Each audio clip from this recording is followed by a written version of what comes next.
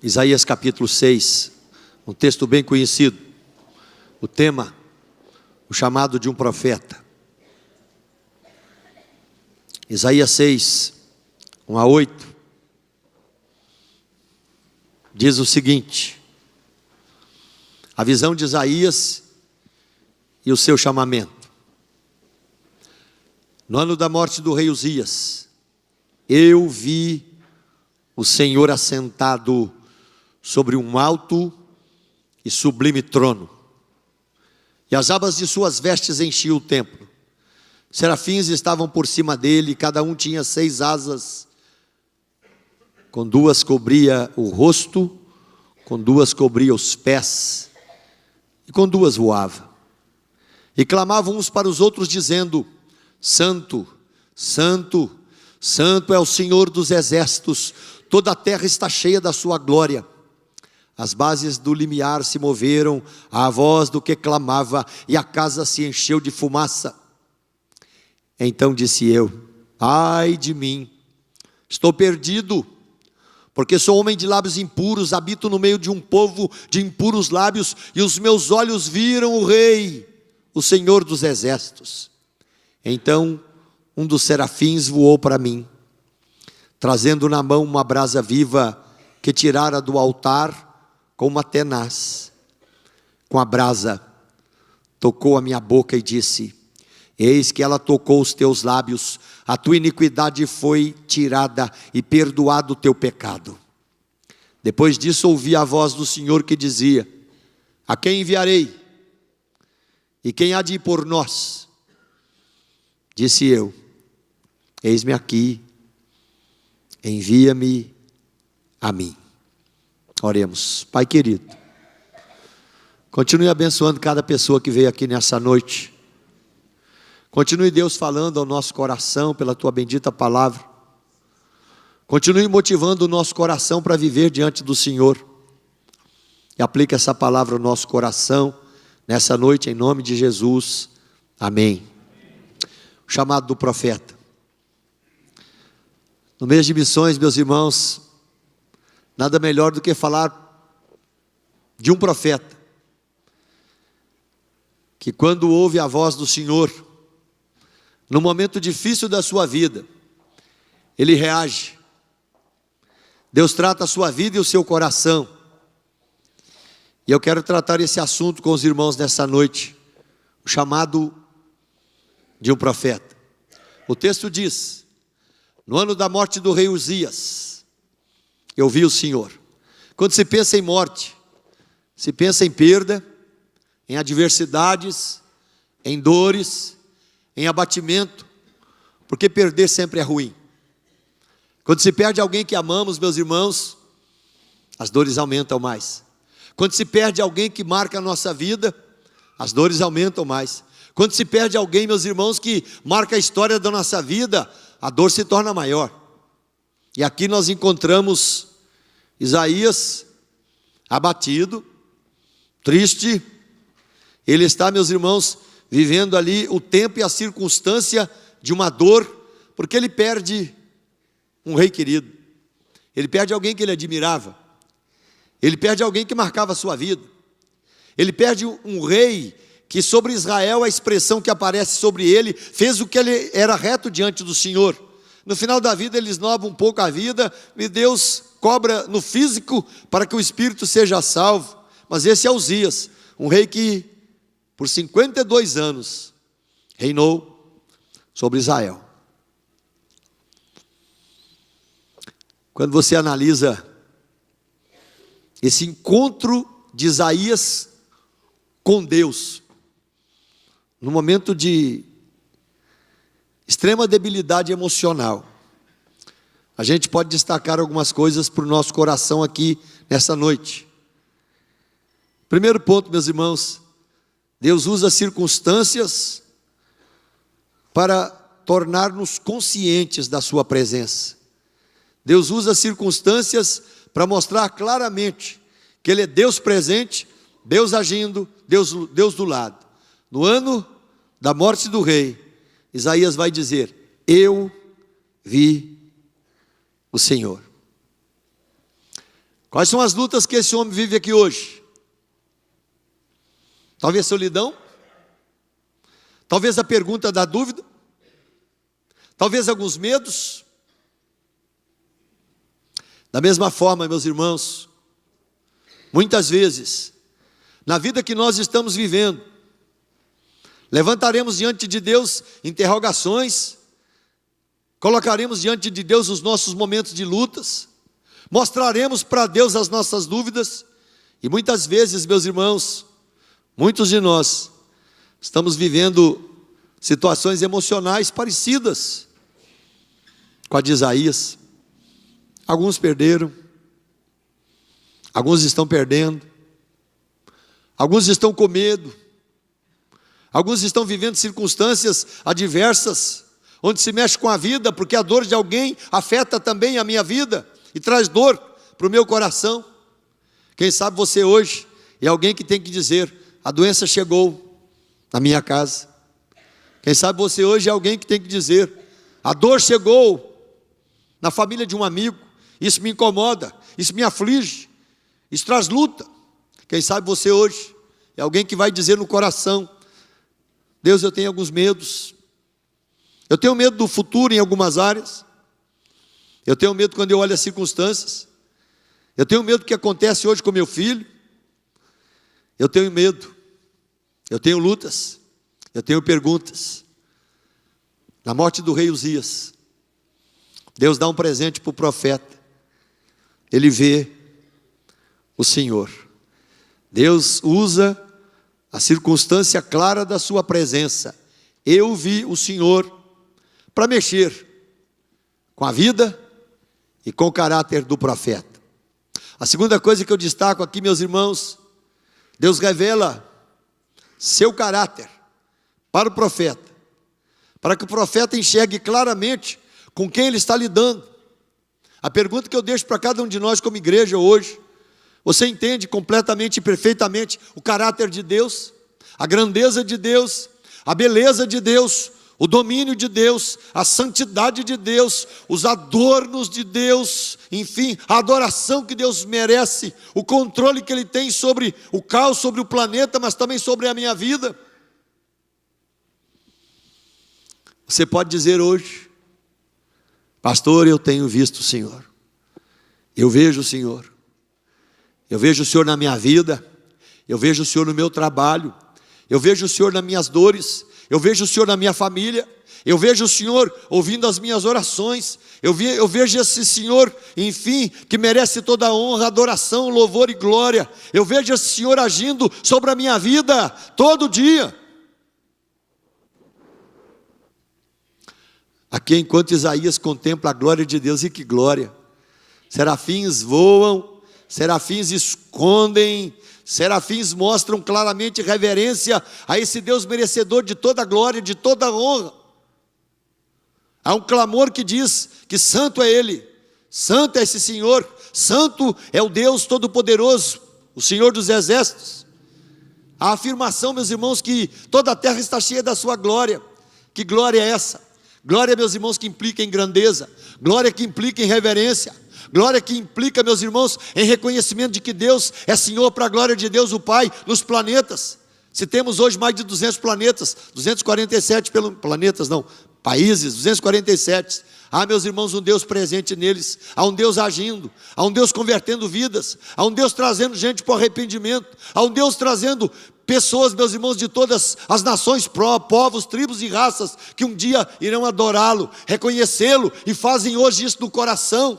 Ali, meus irmãos, Isaías reconhece claramente: eu vi o Senhor, eu vejo a glória desse Senhor, eu vejo a grandeza desse Senhor, eu vejo a beleza desse Senhor, eu vejo o aparato desse Senhor da glória.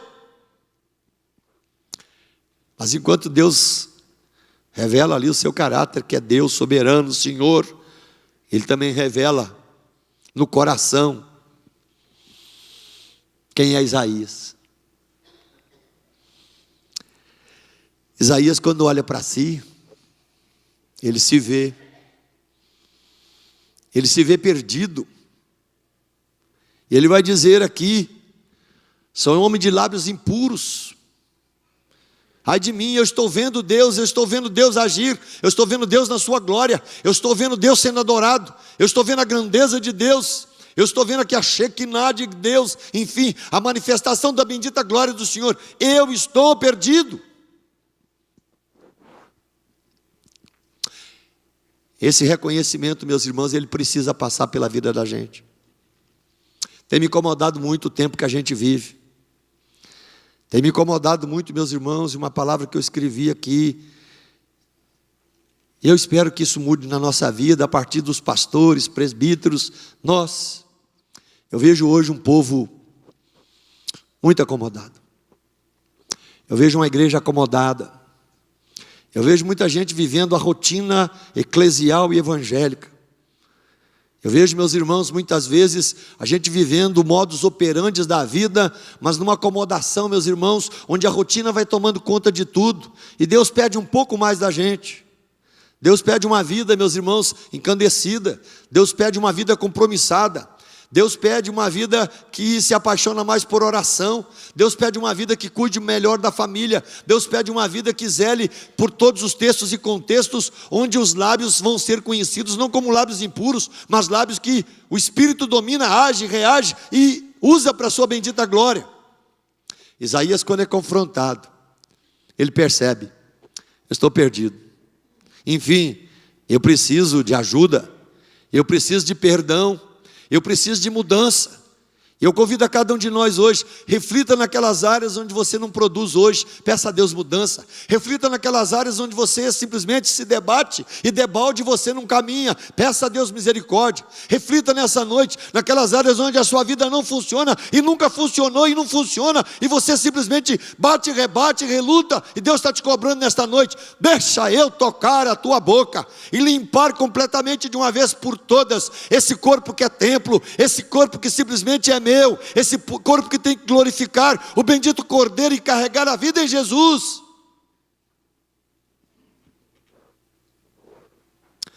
Meus irmãos,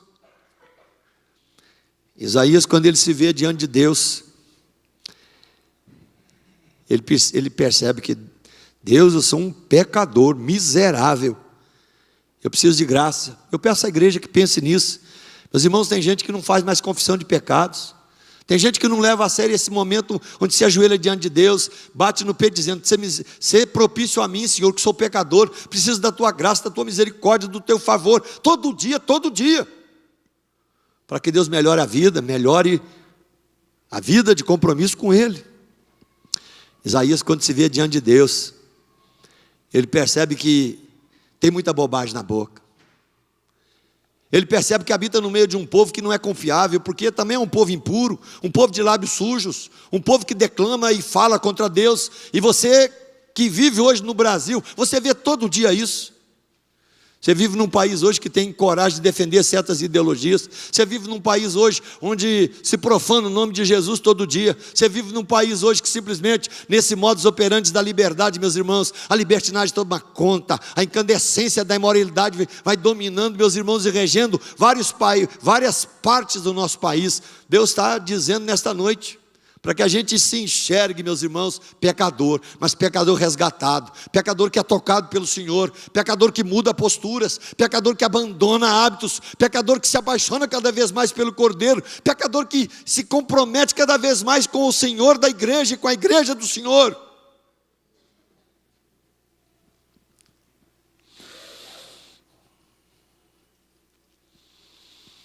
O que Deus teria para purificar na sua vida hoje? Seriam as mãos? Seria o coração? Seriam áreas de moralidade onde simplesmente há uma luta entre o corpo e o espírito continuadamente, onde obras de carnes aparecem e muitas vezes matam o fruto do espírito? Deus nesta noite pergunta para cada um de nós: quais são as áreas que eu vou trabalhar em você, para de fato tocar nos teus lábios e na tua vida, e você realmente viver uma vida de purificação completa. Há culpas, a cruz leva. Há vícios, a cruz leva. Essa brasa, meus irmãos, incandescente do altar, ela pode tocar os nossos lábios, porque se a cruz já passou pela vida, nós somos um povo que conhece perdão que vem da cruz do Calvário. Deus revela o seu caráter santo, para que Isaías se reconheça pecador, miserável, perdido, precisando da graça de Deus.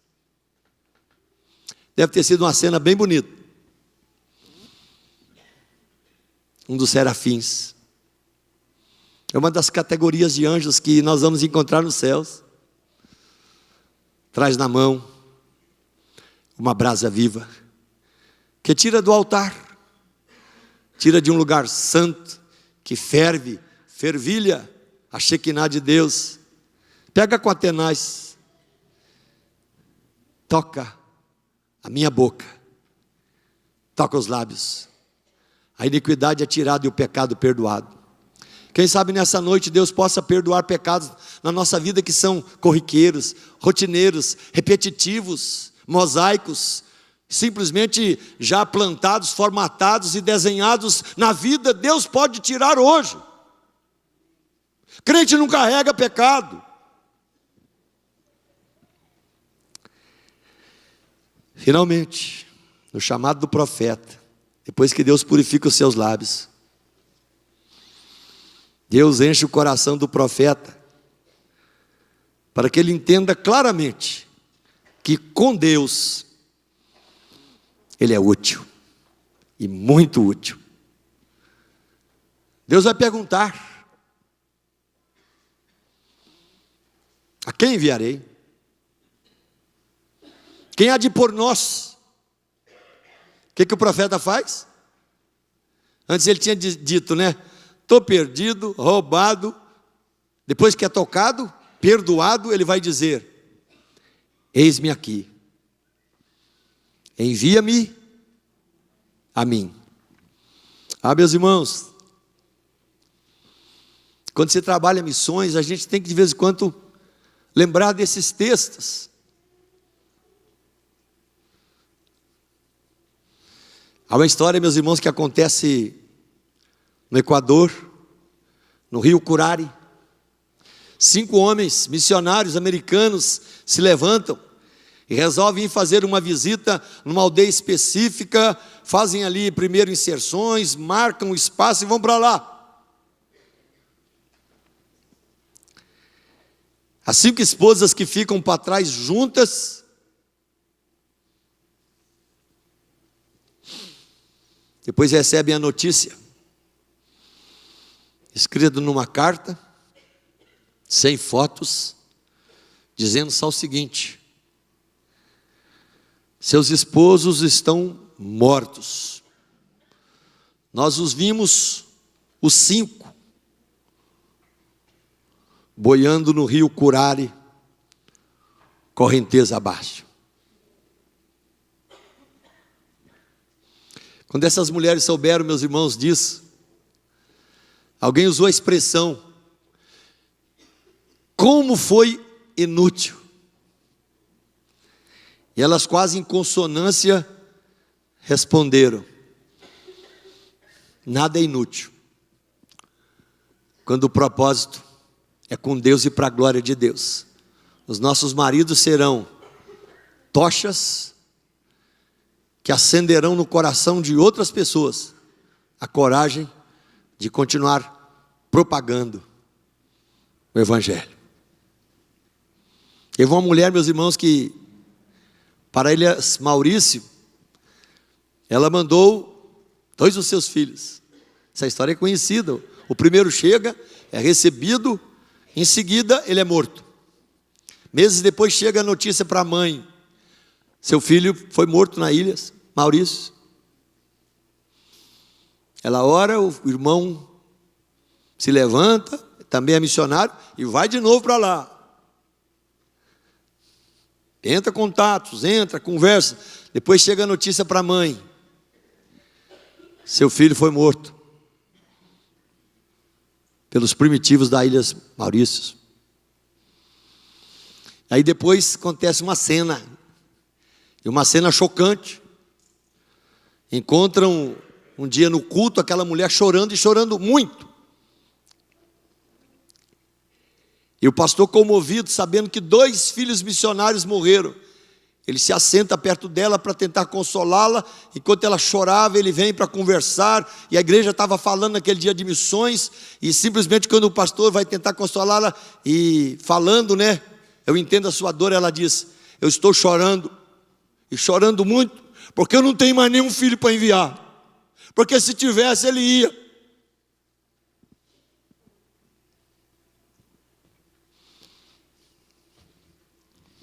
Meus irmãos, os homens que mudaram o movimento de missões do planeta, eles tiveram que abrir mão da vida. Quando Simon vem para o Brasil, ele vem sabendo que ele já tinha convite para continuar mestrado, meus irmãos, e estudar, era inteligentíssimo. E ele simplesmente chega, o seu professor Charles Hodge, e vem para o Brasil. E aqui, meus irmãos, em 7 anos, ele planta a Igreja Presbiteriana do Brasil, que hoje está presente aí em toda a Federação Brasileira. Mas esse homem, meus irmãos, ele sabia que a febre amarela rondava. E o que a febre amarela fez? Levou a sua família, levou a sua vida. Os outros missionários que vieram, meus irmãos, sabiam que o Brasil era um lugar onde a febre estava frequente. Vieram outros. Veio um homem chamado Eduardo Lane, que mudou a nossa região, mudou, meus irmãos, Goiás, mudou a região, meus irmãos, do Mato Grosso. E, enfim, hoje é conhecido esse nome para tudo quanto é lado. E esse homem mudou a região de Minas também, onde ele passou, meus irmãos. O evangelho chegava. E esse homem vive uma experiência pesadíssima. Porque enquanto ele estava, meus irmãos, vivendo ali todas as suas lutas, uma missionária que tinha vindo com ele, ela contrai febre amarela. E ele tinha, meus irmãos, todo o remédio suficiente na época, que ele guardava como, trouxeram dos Estados Unidos, né, que era o quinino, um remédio que conseguia aliviar as dores e salvar uma pessoa que pegasse a febre amarela. E o que ele fez? Ele deu de presente para essa missionária. A missionária fez todo o tratamento com o remédio dele, e ela vive. Meses depois ele pegou a febre e morreu. São homens que marcaram o país. Isaías, ele tem poucos concorrentes no Velho Testamento. Ele é o profeta messiânico, ele é o profeta que fala de João Batista, ele é o profeta que fala de Jesus, ele é o profeta que fala de novos céus e novas terras, ele é o profeta que trabalha com Uzias, Acás, Jotão e Ezequias, ele é o profeta que entra para a mesa dos reis, é o profeta que é recebido com muita facilidade, mas é o profeta que morre, meus irmãos, por causa da glória de Deus, cerrado ao meio. Nessa noite, enquanto falamos do chamado de um profeta, peça ao Senhor, Deus me ensine a enxergar, que todo dia eu vejo o Senhor.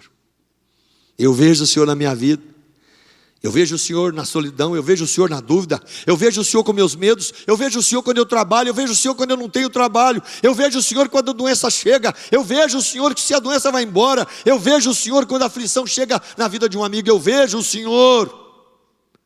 Mas eu vejo o Senhor também tirando-me da perdição, tocando a minha vida com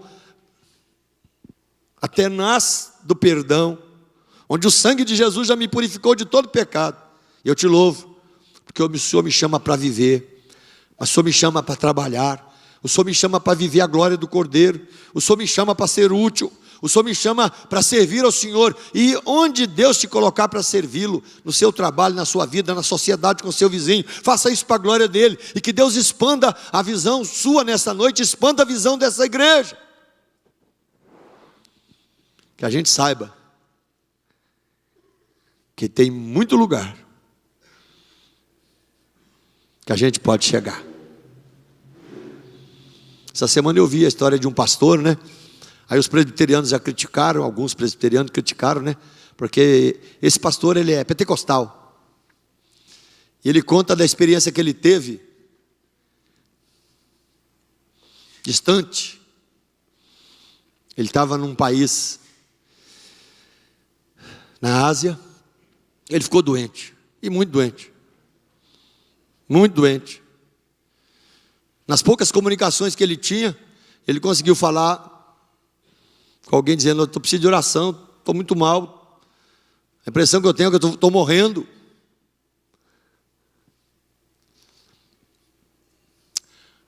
a 5.000 quilômetros de distância, Deus desperta uma mulher de madrugada, na Alemanha. Essa mulher levanta e vai orar.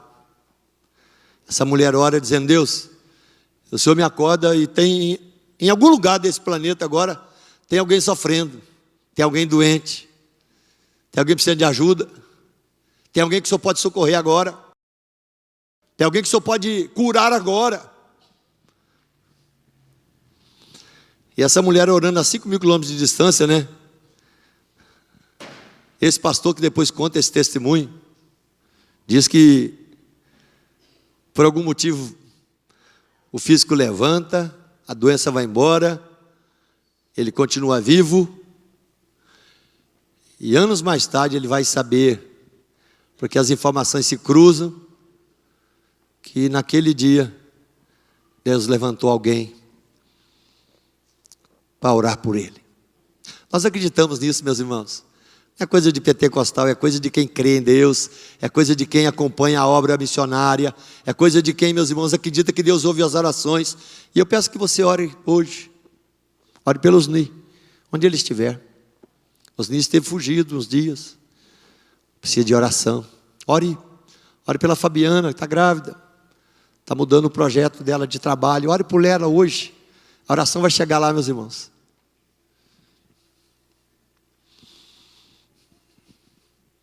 Ore por missionários. Temos aqui nesse salão do café, do chá aqui, uma lista dos nossos 80, 90 missionários. Ore por eles. Mas também deixa Deus te usar, como tem usado. Mas deixa Deus todo dia empolgar o seu coração para você poder dizer como Isaías: eis-me aqui, Senhor. Onde o Senhor quiser me usar, me use para a glória do Senhor. O Evangelho, meus irmãos, ele vai ser pregado, é profecia, né? A todas as nações. Você pode ser alguém que participa, ajuda, contribui, ora, se envolve. Deixa Deus trabalhar o seu coração. No ano da morte do rei Uzias, eu vi o Senhor. Quem sabe você vai dizer hoje: no ano que chegou a doença na minha casa, a luta na minha casa, o Senhor me colocou na parede, eu vi o Senhor. Meus irmãos, tem muita gente dentro da igreja que só vê banco. Tem muita gente dentro da igreja que só vê celular. Tem muita gente dentro da igreja que tem muito tempo que não vê o Senhor. E nesta noite nós conclamamos a igreja, povo de Deus, todo dia, na vida, na casa, nas orações, enquanto se lê as escrituras, enquanto se ora com o marido, enquanto se ora por povos, enquanto se ora por nações, enquanto se ora pelo país, enquanto se ora pelos próximos governos, que você possa dizer claramente, todo dia: eu vejo o Senhor. Deus te abençoe e aplique essa palavra ao seu coração. Amém.